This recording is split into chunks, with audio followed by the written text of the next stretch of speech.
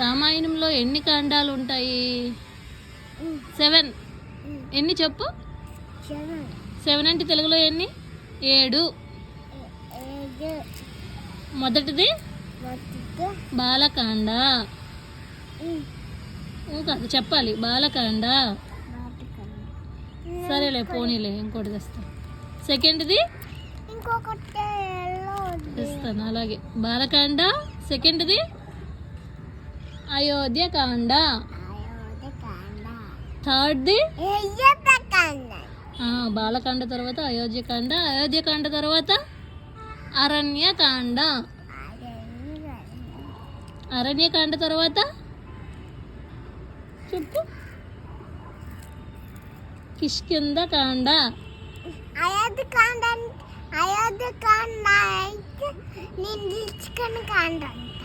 Okay, Ayodhya Kanda, Kishkindha Kanda తర్వాత ఇంకొక కాండ పేరేంటి? సుందరకాండ.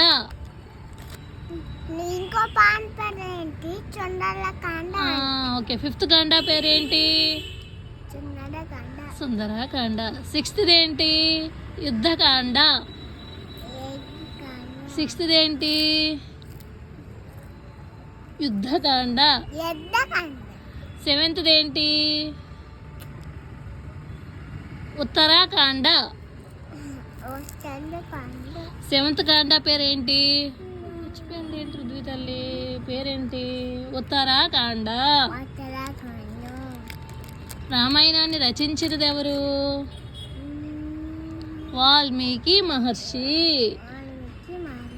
రామాయణాన్ని రచించింది ఎవరు? మహర్షి. రామాయణానికి మరొక పేరేంటి?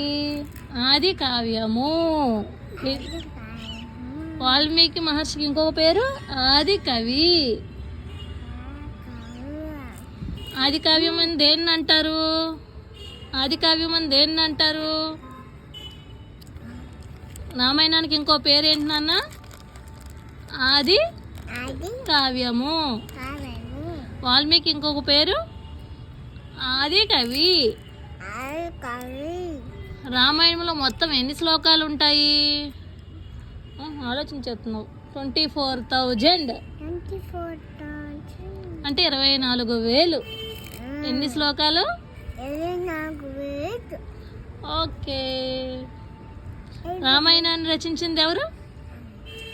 ఇప్పుడే చెప్పాను, వాల్మీకి మహర్షి.